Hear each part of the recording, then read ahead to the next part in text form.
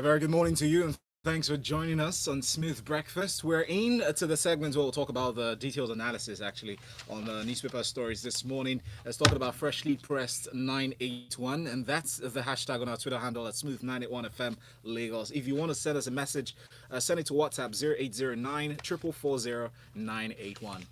For the Feel Good Friday, we have a wonderful analyst in the studio with us. We have Nwaji. Good morning, Nwaji. Morning, Valentine. Good to see you. Good to see you too. And Mr. Ireti Bakare-Yusuf, I saw you once this week already. I see you once, I see you twice. Three is a major issue. She's at Titi Lagos on Twitter. And Tunde Okufi at Big Cups. Good morning. Morning, Valentine. Good to see you this morning. Excellent. Lagos, don't forget that we're also streaming live right now. So if you go over to our YouTube channel, that's youtube.com/smooth981FM Lagos, you'll be able to watch our faces and leave your comments up there as well. But let's jump into the stories for this morning. So, Mr. Ireti, we're still talking about the DapchiGirls that were abducted, and then Leah Sharibu is still in custody 6 months in. So this story is from Premium Times newspaper. Lai Mohammed contradicts United Nations report, insists Nigeria paid no ransom to free DapchiGirls. So as after the UN report was released, it's captioned the 22nd report of the Analytical Support and Sanctions Monitoring Team. They said that Nigeria paid a ransom to get the girls released, but our information minister is still insisting that that wasn't the case. Okay, so I'm going to try and tackle this. When I read this, I'm going to try and tackle it from the point of view of a parent, a mother, and also from a citizen. Firstly, mother first. Okay, I'm sorry. Pay or not pay, I just want my child back. All right, so that's the first thing we've got to remember. So whoever paid, some of our girls are back with their parents, with their family in society. For me, that's something to celebrate. Now, going back to, as a citizen, it is worrying when you hear that governments are paying ransom to collect or to get back kidnapped, people who have been kidnapped, victims of kidnapping. Yeah. However, this is not new. And one of the things that I don't like about this is I just feel like the United Nations constantly scapegoat certain countries. Americans have been paying to get their hostages back for time and a day. UK paid, but they always all repeat the same rhetoric. We do not pay ransoms, but we all know they do. People know they do. The CIA know they do. Who MI5? Okay, so it isn't new to us. Lai Mohammed is doing his job. Allegedly, Lai Mohammed is doing his job. Pardon me, by saying we will not pay terrorists, and that has to be the message and the language that's out there. I dare anybody from any government in the world, even the French, pay for their kidnapped special service. Thank you, special service people. So kidnapped nationals. So I dare anybody to come out and say, oh, we did pay and yada yada. You mustn't be seen to be saying that. Can I just chip Go in? ahead. Yes, I completely 100% agree with you, and I think it's quite hypocritical when people say that why are we paying? I mean, everybody paid the recent release of U.S. citizens who are in North Korea. Yes. Yes, there are back channels that are used, but trust me, cash Was exchanged. Yeah, and so I agree with you on this completely. I've got a question. So why do you think that not just the foreign press, who, like you said, do tend to want to scapegoat particular countries, but even our own press, why do you think that they're so enamored with this, oh, the government is lying, and look, Okay. this is what you did? Good question, Folu, and I'll tell you why. Again, the job of the press, and in this case, I think they're actually doing their job very well. The job of the press is to constantly question, not only to question government, but to question the conscience of the nation. Okay? And that's what they're doing, and that's why we're discussing this now. Just because, you know, it doesn't sit right with any of us, but we know it has to happen, right? So, and I think the press in this case, they're doing their job. They have to question Mr. Lai Mohammed, and you know, even question UN. What I just don't like is the UN scapegoating. So I think, look, let's get the rest of the girls back if we have to pay. Let's I get beg. Leah Sharibu out. End of story. Let's right? get our babies home. Yeah. Let's move on now to Punch newspaper with this story. The headline reads, Lagos residents sleep at INEC office over voter registration. And so hours after the extension was effected to another 2 weeks until the 31st of August, some residents in Ikorodu area of Lagos have lamented hardship in obtaining their PVCs, their permanent voter cards, from the office of the Independent National Electoral Commission.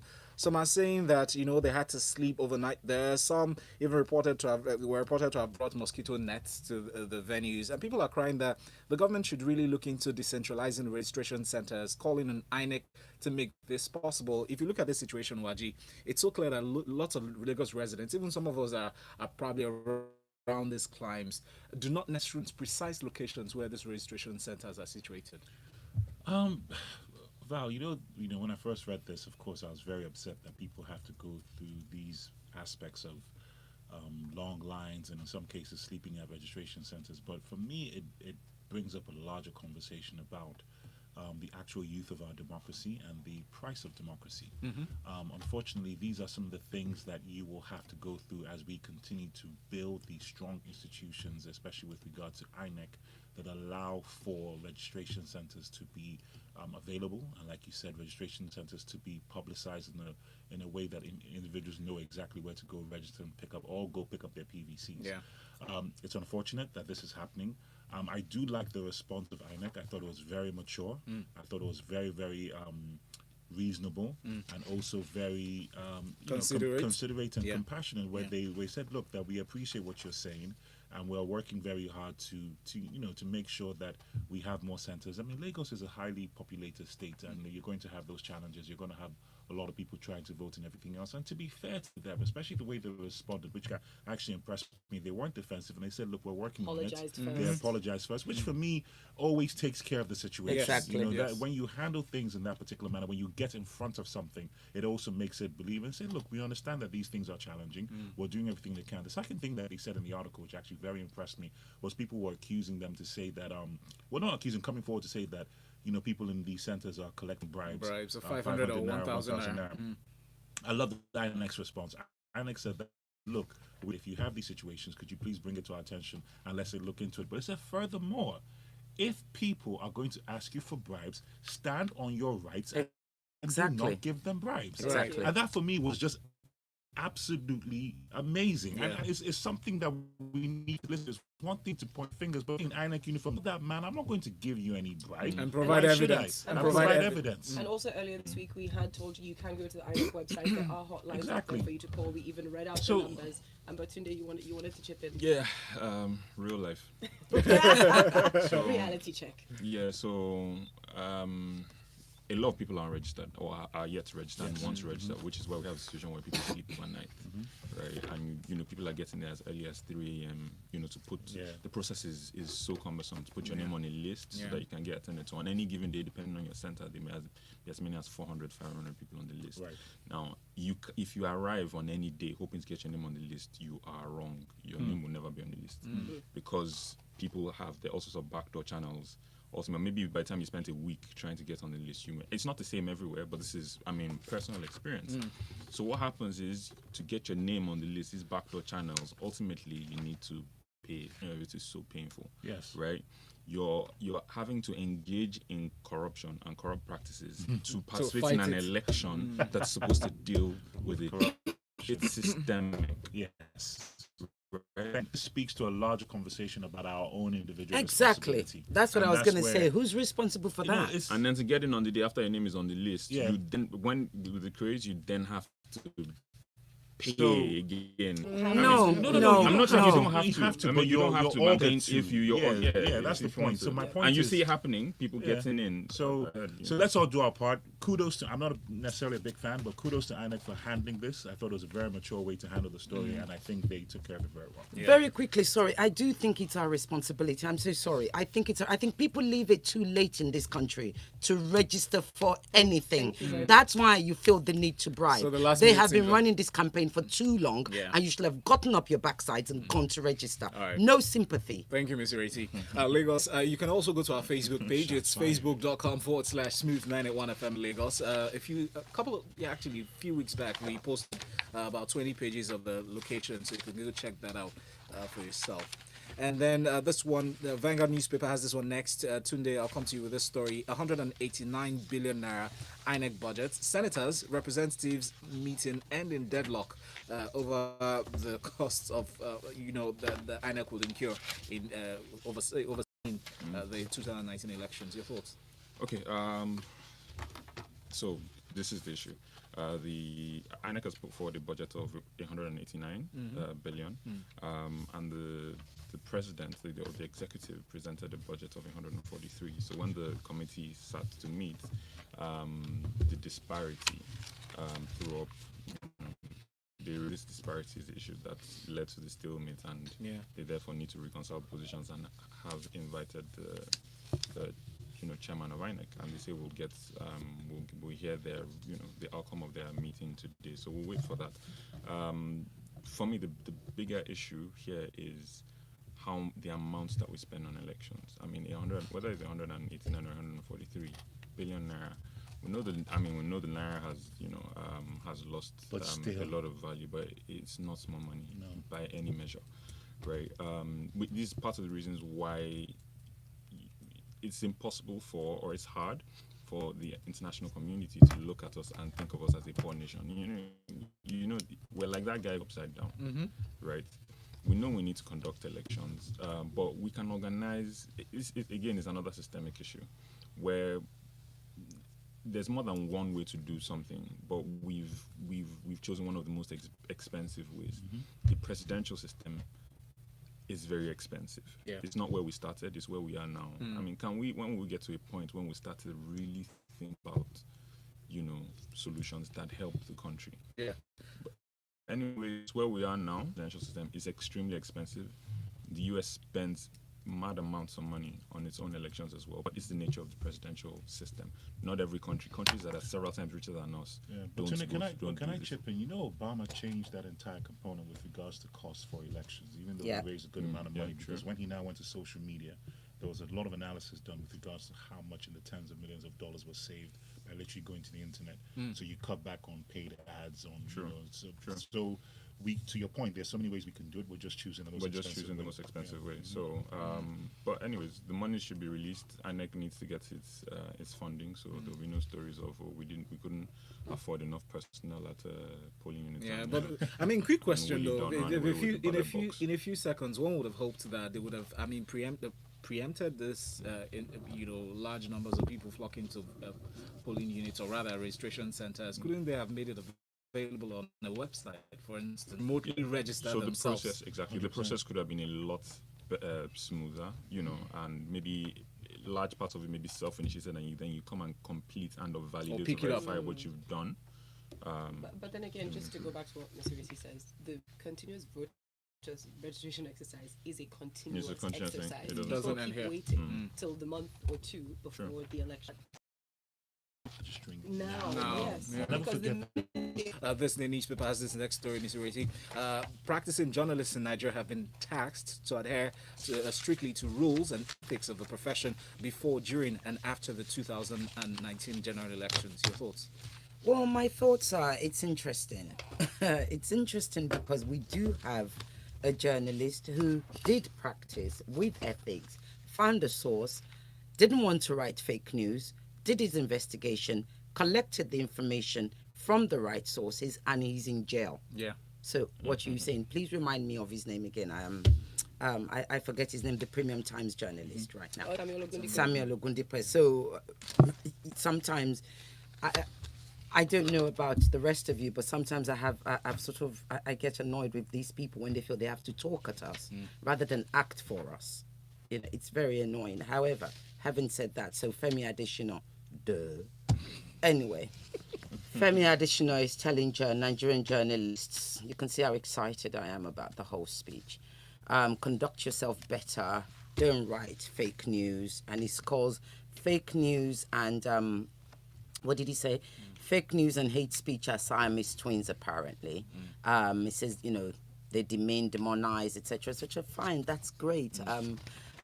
I don't disagree with anything he's saying. I'm just a little bit, like I said, a little bit bored by people who constantly feel the need to talk at us instead of act for us. Yeah, but he's saying the truth. Yeah, but that's what I'm saying. Go and act the truth then. Thank you. We've got messages coming through. A few of them have come through. In was from Steve Obiako, who says, we paid ransom and so what? Should we have left the girls there? I don't know, Jerry. It's because this government likes propaganda and lies, so they tend to lack support and cooperation and things like this. But please pay to and get back Leah Sharibu. energy what is not important in Nigeria. Ulike Onuaha comes in to say that in a weird way, the story of people sleeping at the INEC registration centres ought to be a feel-good story. Why? Well, it shows how serious people are taking their civic responsibilities. Our roasted corn addict says, no sympathy? You absolutely have no idea how truly difficult it is to get a voter's card, especially if you're a working person. There seems to be a concerted effort to frustrate efficient registration force. Actually, 4 years, we've gone through 3 that years. process. We've gone God, through that please process. stop. Anyways, let's keep it moving. Up next, in what I think is a rather amusing story for a Friday, FIFA cannot ban Nigeria. That's what Giwa's lawyer says, according to a new Telegraph article. So, of course, we do know that FIFA have threatened to ban us. And this is because of the ongoing row between Chris Giwa and Nwaji Jibunoh. Now, Giwa had actually dragged the Pinnick-led board to court over the forceful takeover of the NFF secretariat. But his lawyer, Giwa's lawyer, said that the threat by FIFA is a calculated attempt to subvert the constitution of the country and enact a neo-colonialism. English. Your thoughts, Waji? As you look, I don't know what the expression on your face is, but please go ahead. What are your thoughts on this story? I've had a long week. And I honestly don't have the patience for cognitive dissonance this morning. Like, And my issue is that FIFA can and what they want. Yeah. Let's just start there, okay? You as an organization, which is the Nigerian Football Federation, which used to be NFA, Nigerian Football Association, have signed up to the tenets and to the articles of FIFA. You have agreed. And you do this on a yearly basis, and you have been doing it for a yearly basis for God knows how long. FIFA's rules are absolutely clear that the minute your federal government apparatus as an instrument interfere with the internal governing situations of your football, we are at liberty to suspend you until your withdraws from that interaction.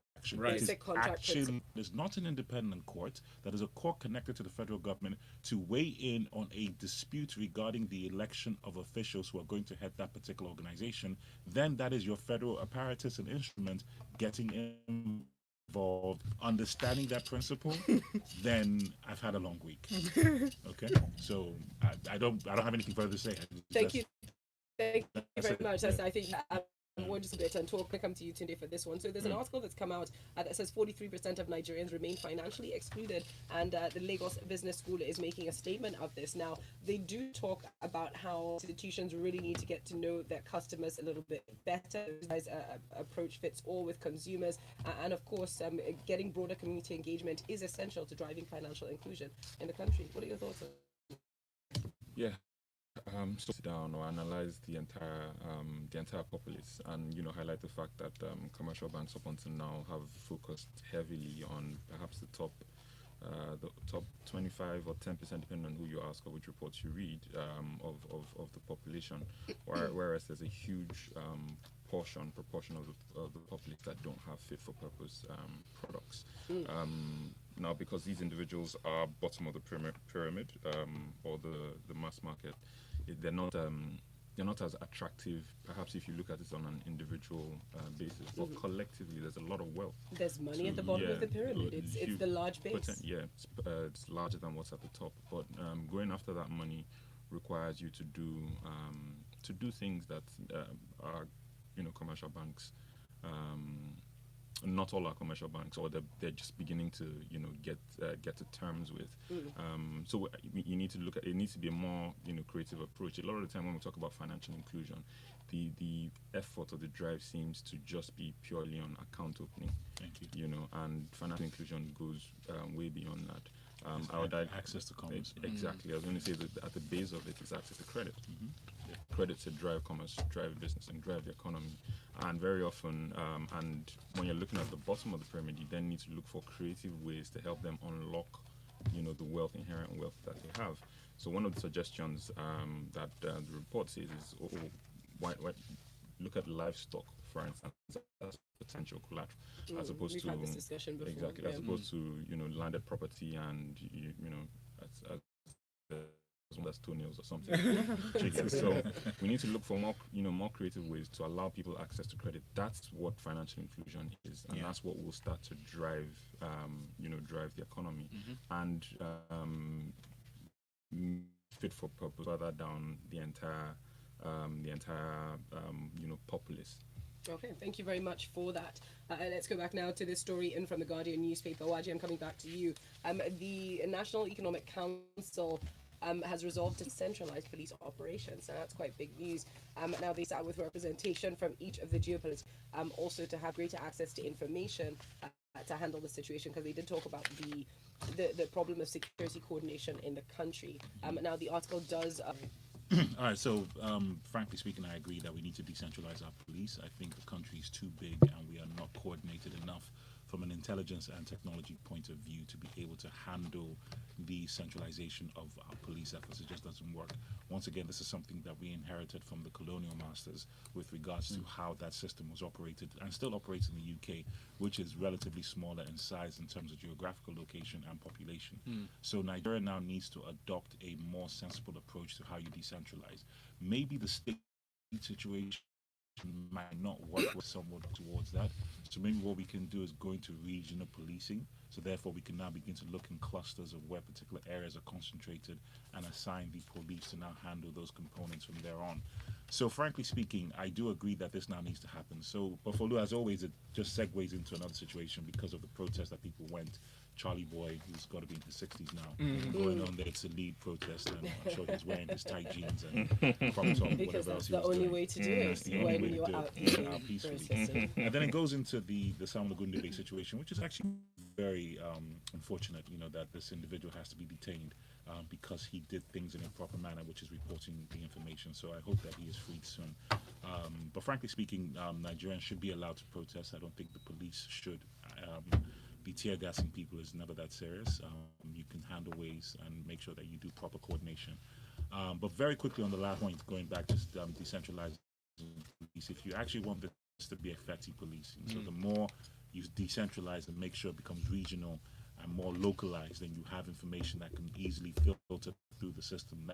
That is honestly the best way of getting. An FBI source the other day said that, you know, with all the technology in the world, I would trade that for a $5 snitch any day of the week. Oh boy. So that's it. What a classic statement. Thank you. Let's roll through quickly. Ms. Ireti, very interesting commentaries coming out of WAEC. They say teaching students to think and create rather than just recall will spur development. And in the details of the story, it says, you know, it's discovered that it's time to wake up to this call by seeking another dimension to profitable learning. Ms. Ireti, the rest of the world has been on this dimension. Yeah, of profitable finally. learning. So, Do you know, I mean, but thank is you. it better late than never, perhaps? Well, as soon as possible. Great. Because That's what I said, because I am sick and tired if I hear one more student in Nigeria regurgitate. And that's what they do. Just cram. So cram, regurgitate, write, pass, move on. Really. and I have to say, when I moved here and I was looking for a school for my son, this was one of the things that sort of things that I was looking out for. Like, okay, I do see and I meet smart, very, very smart children in Nigeria, but smart, critical thinking children who can present And think for themselves. and actually even challenge adults, and We're it's encouraged to do encouraged that to because they're challenge often adults, shut down. right? Which is why I ended up putting my son in the school where I put my son, and I'm not here to give them an advert, so I'm not giving any names. However, and what I did notice, both with my son and his friends, is that they actually are not afraid to challenge you as an adult. There's a way that a child can challenge an adult without being rude. Yeah. You can say, really, mommy, are you sure about Yeah. that? Because when I read it, this is what, and then we ended up having a discussion. And that's something that I think for me is greater than any university degree. Why? Because you are imbibing knowledge rather than regurgitating learning. We must know the difference between that. Critical thinking is also one. Oh my word, ask Chet, I would have told, he said it on this show many, many times when he was employing all these young people, and I'm sure you've experienced it, why you've seen it. Critical thinking. They don't teach it in university, you have to do it yourself. That's right. Thank you very much. Thank you very much for that, you know. Or I have a quick message here on YouTube. Patrick on what he says, hey guys, while some Nigerians procrastinate till the end, some of us do not have the time to leave our jobs on a weekday. Why INEC cannot make it easy for us to get our PVCs on the weekend eludes me. They are now doing that, by the way. That's part of That's what the article a that question. we read out is. So they are making weekends available at the moment. in the last stretch. Yes, the last stretch. But there have been years before this. No, we Yes, 3 For years. 3 years before. Better late than never. You were going on leave 3 years before. I should not go and leave. I should break down. No, go on leave and use your one To leave go day and- go to and go collect to PVC. go and collect Mr. PVC. Yomide here says, agreed INEC is an independent agency, but the president's proposal, which is lower is acceptable, which I believe must have weeded off the party. Nevertheless, the budget is just a proposal. Every kobo released will be seen to be judiciously used. Very interesting. Let's see if we can quickly move on to our final story. This one is in from Thisday newspaper. A CBN unfolds single-digit loan scheme for Agric and real sector. So the Central Bank of Nigeria and the Bankers Committee on Thursday agreed to offer single-digit interest rate loans to operators in the manufacturing and agricultural sectors of the economy from commercial banks' cash reserves requirement with the Apex Bank. Now, they explained that instead of outrightly lowering the interest rate, it opted for a system whereby the single-digit interest funds would be implemented to long-term credit at 9% and a minimum tenor of 7 years. Today. Yes. So it's good. They're taking it out of the cash reserve requirements, which is finding a good and useful way to utilize funds that otherwise not be utilized in this way. And across the entire country, there's about 4 trillion. 4 trillion in funds available for things like this. So it's good. And then the focus obviously is on the real sector, which is the manufacturing and Agric. And we know all the challenges that we have in both sectors. The agriculture, for instance, we only 40% of our over 84 million hectares of arable land in the country is cultivated. Still huge potentials agriculture, and that's what they're focusing on. But they're saying beyond that, if there's a specific sector or area that the bank is interested in that will create jobs, they say the aim of this is job creation, and the bank can apply to make use of its cash reserve, from this CRR, and it will get it back because this is money that they need to, sort of pledge to the central bank. They'll get it. They'll get that fund. So it's like not tax, but similar to like a tax credit. Okay. The amounts that you use these in these sectors under this scheme, or you get approval to do something that will create jobs, we will give you back out of your. So it seems like a rebate of yes, some exactly. a good initiative. So it is pretty good. It's Good incentive. Thank you very much for that, Tunde. We'll go to messages on WhatsApp just to round up the show for this morning. MI from Makoka says, of course, we do not know their henchmen who handle the dirty jobs like this. Leah Sharibu, 6 months after, we're still waiting. Ad hoc kind of thing. Experts should be involved, and the analysts did a good job on that. God bless Nigeria. Nice. On that note, that's the much we can take. Special thanks to our analysts in the studio, Big Coves at Big Coves on Twitter, at the corporate MC with a K at CC Oge Lagos. Not with a K. No, yeah. That's it. But if you just search with the hashtag FreshlyPress981, you will see their Twitter handles up there, bold and clear for you. So, and if you go over to our YouTube channel, you'll be able to watch the faces of everyone and the comments they made. And of course, for the cognitive dissonance, you'll know who exactly. Yeah, because somebody ask commented on this Auntie on Google. Twitter. Yes. Google will help us, but at least we've learned something today. Good morning, Lagos. Oh man. That's your Ninjas for you. Shocking day. Instead of them to just get on the School, they will not teach them cognitive dissonance. Oh, they know.